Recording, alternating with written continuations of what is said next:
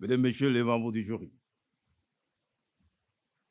j'éprouve aujourd'hui un double plaisir d'être là en face de vous. Plaisir qui résulte tout d'abord de ma participation à cette soirée des éloquences, qui est un rendez-vous de la verve et du verbe. Soirée des éloquences qui met la beauté de la langue française. Cette langue qui est celle de Hugo, de Balzac, de Molière, mais qui est aussi celle de Senghor, notre premier président de la République, de Césaire, de Camus. Celui-là qui disait, je le cite, « J'ai une patrie, la langue française ». Belle langue qui nous a fait non seulement aimer les lettres, mais qui nous a permis aussi d'entreprendre ce long voyage, ô combien rocambolesque, dans les tréfonds des cœurs des êtres humains. L'autre grand plaisir que j'ai, Monsieur le Président, Mesdames, Messieurs du jury, c'est de vous amener quelqu'un aujourd'hui dont l'humanité toute entière a attendu le procès. Quelqu'un qui m'a fait du mal, qui a fait du mal à mes amis, mais qui certainement vous a fait du mal à vous, juges. Je vous amène, Monsieur le Président, donc, Mesdames, Messieurs du tribunal, Monsieur Mario Bros. Alors, pour ceux d'entre vous qui ne le connaissent pas, n'attendez pas à ce qu'il défile devant la barre de votre juridiction, parce que l'accusé n'est que fiction du prix. Mario, en réalité, n'est que le fruit d'une imagination saugrenue et niaise venant de ces hommes qui pensent à eux seuls détenir la possibilité de trouver une solution à nos malheurs.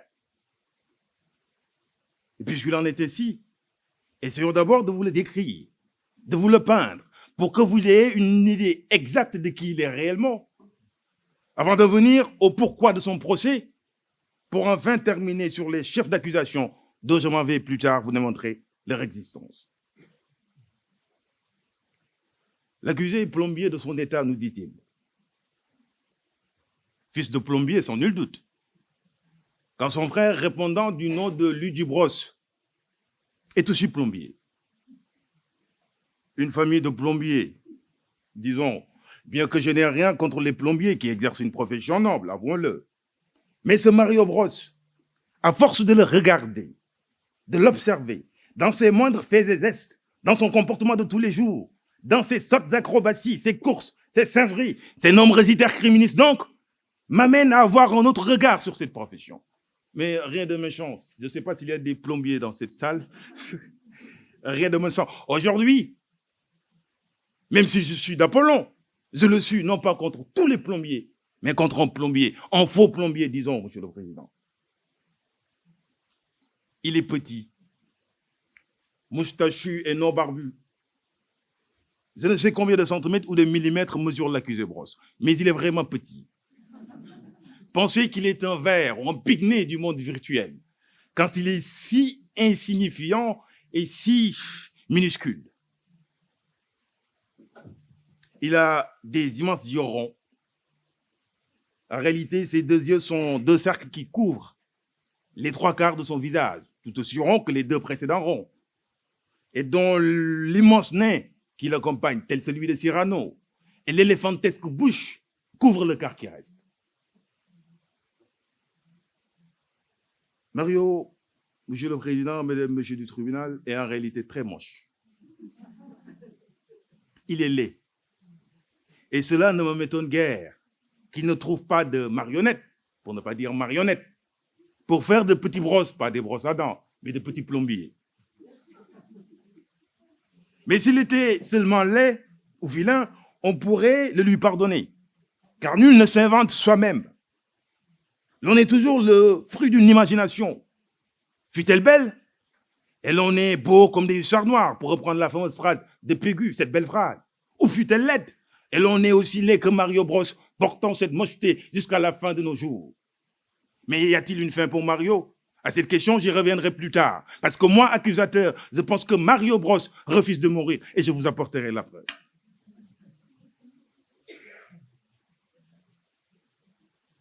Revenons un peu à l'accusé, Monsieur le Président, Mesdames, Messieurs du tribunal. Je vous ai dit tout à l'heure qu'il était laid. Mais s'il était vraiment et seulement laid, on pouvait être magnanime avec lui. Mais quand la laideur fait fusion avec la saleté, quand le mal rencontre le mal, s'aimant et se portant secours mutuellement, cela ne peut qu'engendrer du mal, une forme de cocktail Molotov dont l'explosion devient imminente. Mario Bros, messieurs et mesdames les membres du jury, est en effet sale. Figurez-vous que cela fait exactement plus de 30 années que ce Mario Bros porte la même tenue, qu'il refuse de laver. Une combinaison bleue, avec en filigrane une camisole rouge, des gants blancs, des bottes en couleur marron et une casquette rouge dont la lettre M, qui est floquée en avant, ne peut renvoyer qu'au mot minable. Mario, en réalité, est un minable. Un minable poisson. Oui, un sillon. Rien que pour ce fait, on devait l'interdire de s'afficher en public.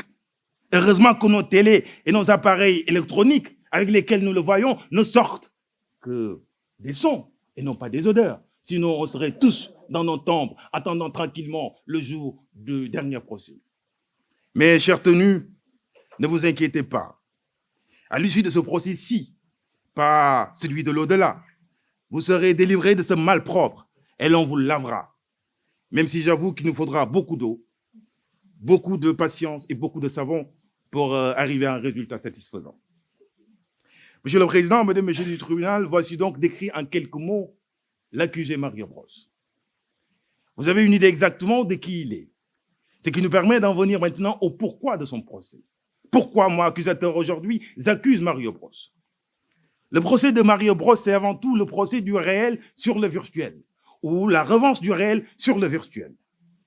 Parce que depuis que le réel existe, depuis que le virtuel existe, le réel n'a jamais autant été malmené. Le virtuel, qui malmène aussi bien le réel, c'est aller jusqu'à créer sa propre histoire, ses propres héros. Notre cher Léonidas, notre cher Sakazulu, tous ces héros de jadis qu'on a vénérés et aimés disparaissent aujourd'hui au profit de ces dessins animés, de ces soi héros comme Mario Bros. Le virtuel a si malmené le réel qu'on est arrivé à cette triste coexistence entre deux mondes, tels des siamois. Un monde vrai que nous connaissons, que nous avons toujours connu, existe aujourd'hui avec un autre monde qui s'appelle le virtuel. Un monde qui, dans sa folie, est allé jusqu'à avoir ses propres tribunaux, ou lorsque l'on vous juge, ou lorsque l'on vous accuse de quelque chose. Ce sont des profils virtuels qui se hissent en juge et qui vous condamnent dans la minute qui suit.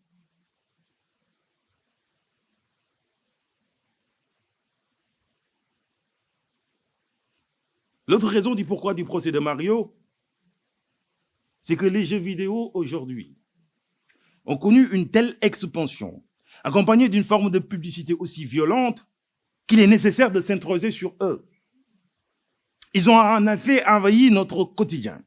À la télé, sur nos ordinateurs ou sur nos téléphones, ils ne cessent de nous prendre notre temps qui nous est si cher. Ah, nos téléphones. À force d'être un outil indispensable pour nous, ont vu les jeux vidéo subtils qu'ils sont en faire leur terrain de jeu favori. Ils les ont envahis, telle une meute de licans se riant sur leur proie. À cause de ces jeux vidéo, donc, nous n'avons plus de vie. Nous n'avons plus de vie. Monsieur le Président, Mesdames et Messieurs les membres du jury, voilà dit en quelques mots pourquoi l'accusé Mario Bros doit répondre de ces deux chefs d'accusation dont je m'avais vous listé. Tout est parti de lui. Depuis 1983, je dis bien 1983, 5 années avant ma naissance, il n'arrête pas de nous amener à plus de jeux, à plus de divertissements sans fin. Le premier chef d'accusation, donc, monsieur le Président, Madame, Monsieur du tribunal, c'est que Mario Bros abrutit la jeunesse. Fini la lecture. Fini la culture. Adieu le raffinement intellectuel. Tout cela est derrière nous. À cause de ce Mario, les jeunes d'aujourd'hui ne lisent plus. Aucun d'entre eux ne connaît Pindare ni Hésiode. Aucun d'entre eux n'ont lu Sappho de Mytilène, n'ont lu Cicéron ou encore Hugo. dans Les Misérables, parce que je trouve que cet état où Mario a plongé notre jeunesse est un état misérable. Hugo, en parlant du juste, nous peignait la belle vallée de Queyras, cette vallée où l'éducation était si importante que tous les habitants étaient instruits. Et l'on reconnaissait ce qui les instruisait, c'est avec les magistères qui portaient des plumes dans leurs gants.